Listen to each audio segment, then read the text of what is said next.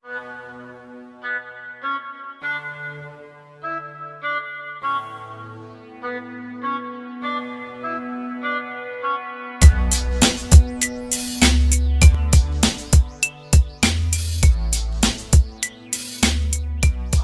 talk about the identity laws once again. Now, we have identity laws like I said. If you have 2 plus 0 equal to 2, you look at this repeat, then you have the 2 times 1 equal to 2. This also repeats. So, if you are operating on 2 elements and the result give you one of the elements, then we call it an identity law. Now, let's take we are having 4 major identity laws. Now, the first one, if you are having A union empty set, we always give you A. A union empty set, we always give you A. If you are having A union, the universal set, we give you the next this universal set, like universal set, we give you, if you have A union, we give you the universal set. What if you are having A union empty set, we give you A union universal set, we also give you universal set. If you are having A intersection empty set, what is common in A and empty set is empty. Now, there's nothing common in both of them. Now, if you are having A intersection universal set, it will always give you A. Now, let's say, for example, suppose A equal to 2, 3, 4, 6, and you are having an universal set to be equal to the set of all numbers, let's say 1, 2, 3, 4, and so on. In that case, let's put this last one.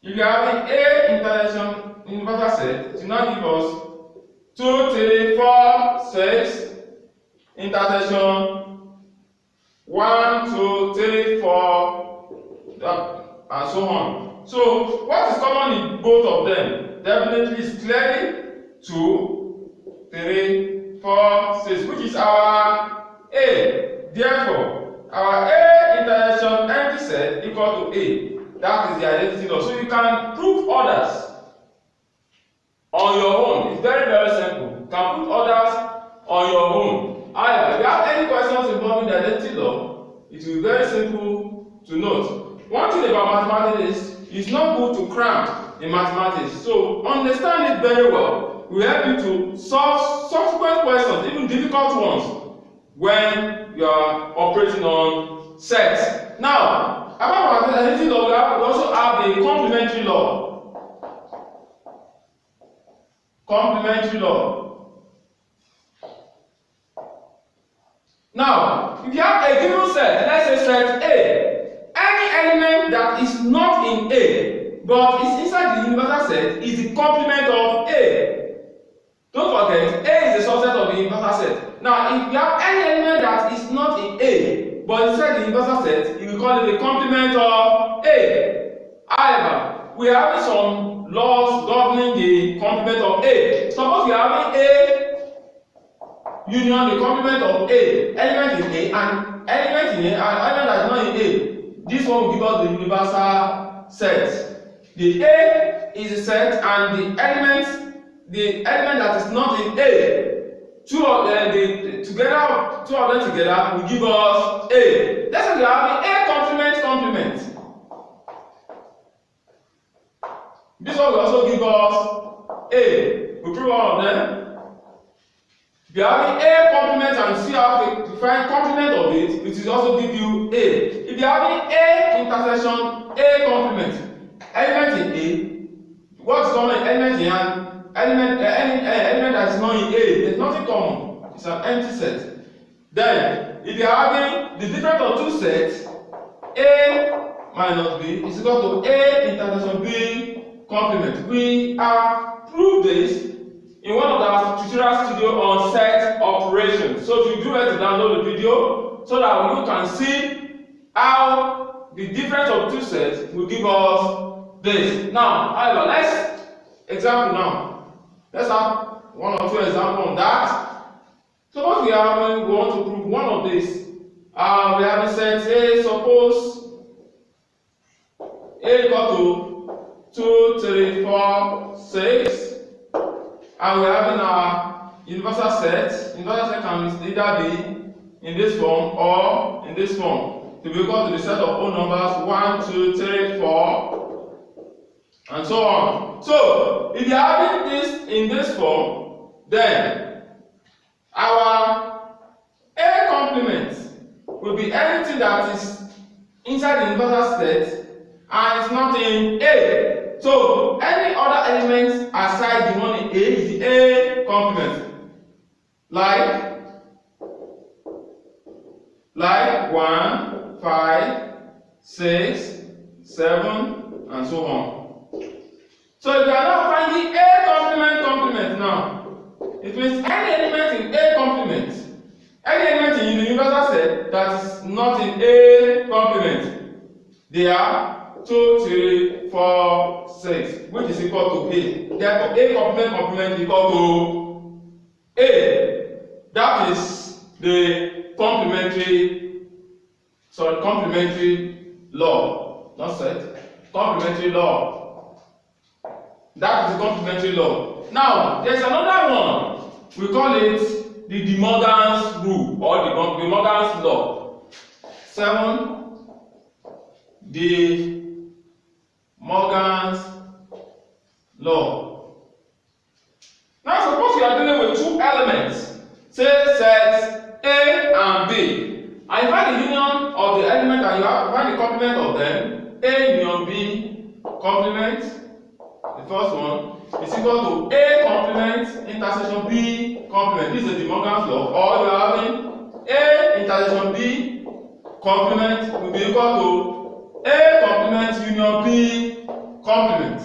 Now let's prove this. Let's say you are having a question. This is a question. The question says prove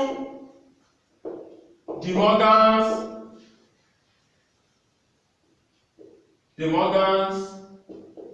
law or De Morgan's theorem.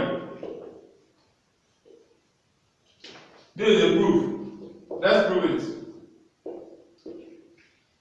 Just say let X be an element of A union B complement. If X is an element of A union B everything complement, it means that X is not an element of A union B because complement is the element that is not in the universal set that is not in A union B. So that means X is not an element of A union B. In other words, X is not an element of A or X is not an element of B. It means X is not an element of A or X is not an element of B or X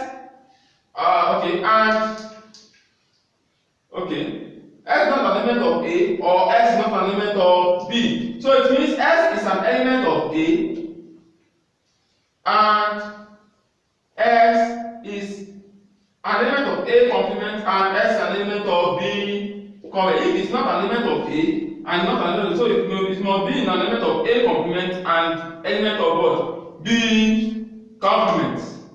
So it means therefore X is an element of A complement intersection B complement. So therefore we now say A union B complement is a subset of A complement intersection B complement. Now let's put the other way around.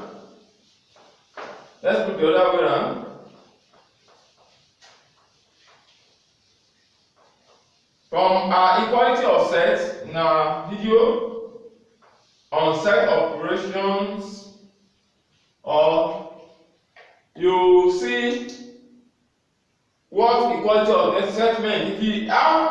If each set, if A is a subset of B and B is a subset of A, that means A equal to B. That is the equality of set. Now we prove the first side. Now we want to prove it from the back, from the right hand side. Now we have suppose or let S be an element of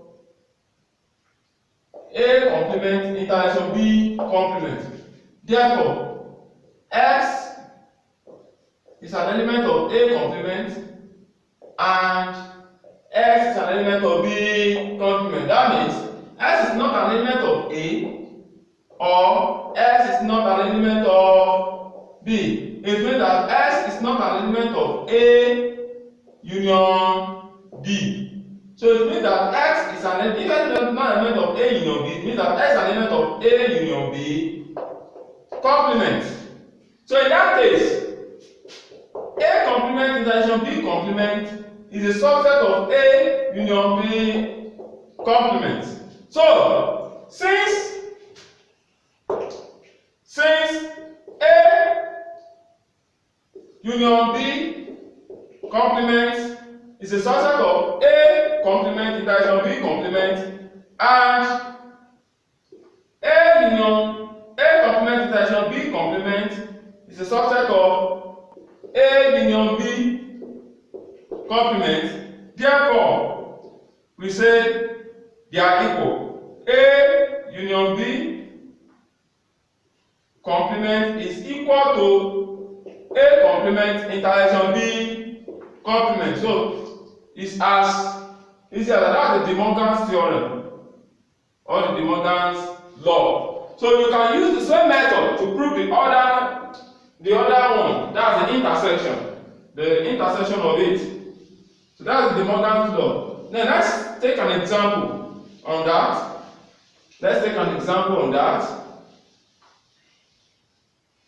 Example. Don't forget our universal set is a set of whole numbers. However, we can change our sets. Now, let's say, suppose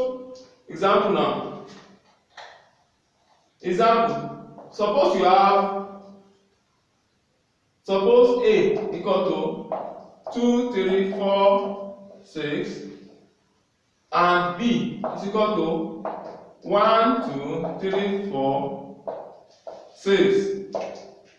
Let's say you have B in that form. Now, our A union B. Okay, let's say 1, 2, 3, 4. Okay, 1, 2, 3. Let's say 1, 2, 3, 5, 6. Our A union B will now be equal to, we write them together, we have 1, 2, 3, 4, 5, 6. What of their complements? A union B complement will now be what is here that what is that universal that is not here. So we have it as 7, 8, and so on.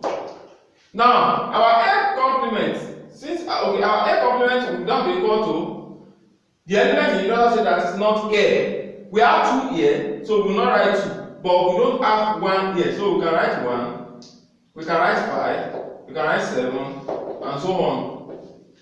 Our B complement is equal to element that we don't find here, but it's not the universal set. The universal set is a set of whole numbers. Don't forget 1 to infinity. Now we have 7, 8, and so on. So our A complement intersection B complement will now give us 1, 5, 7 intersection 7, 8, and so on. So we have it to be. If you write them together, we have it 1, 5, 7, and so on. Now comparing these two results, this intersection means common element. Now let's look at it. What is common in these two? This one still have 8 and so on. Now what is common? We are having 7, 8, 7, 8, and so on.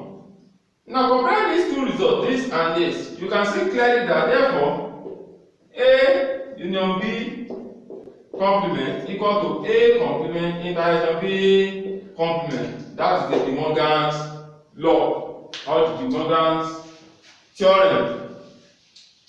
So let's take another law.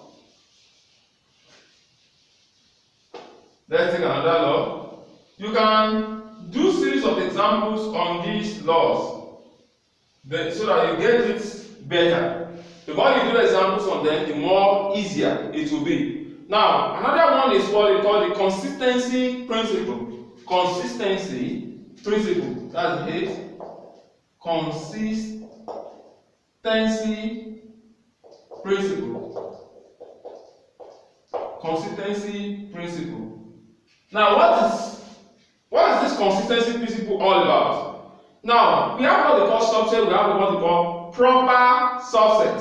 Now, if we say we have two sets A and B, so that A is the proper subset of B, then we have it this way. If A is a proper subset of B, A can only be proper subset of B if and only if and only if A can only be proper subset of B if and only if A union B equal to B. So meaning of proper subset is that, okay, in other words, we can, if you have this circle this way, this can represent, okay, representation. Let me just represent diagrammatic representation. It's not like a Venn diagram, but just very similar to the Venn diagram. Okay, diagrammatically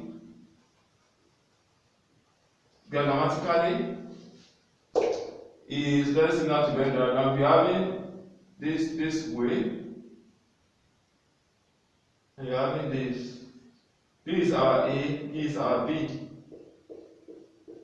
A is the proper subset of B because every element in A you can find it in B, but not every element in B you can find in A. So this is what means. This one implies A is the proper subset of B. So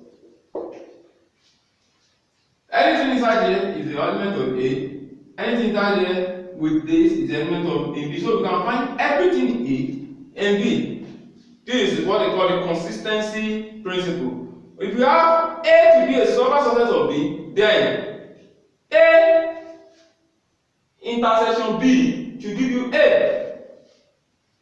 A intersection B, if you have A to be a proper subset of B, then the common element in A and B should be A. So if you have A to be a proper subset of B, if and only if A intersection B equal to A. From what you are seeing in this picture here, if you are what is common in this A and this B, it's just this portion. It's A. So that is what they call the consistency rule. Let's take an example. If you see, suppose A equal to 2, 3, 4, 6, and you are having B to be equal to 1, 2, 3, 4, 5, 6. Then we want to see if A is a proper subset of B. Then what is from B here? Look at it very well. You see that every element in A you can always see it in B, but not every element in B you can see in A. So in other words, your A, the difference between A and B is empty.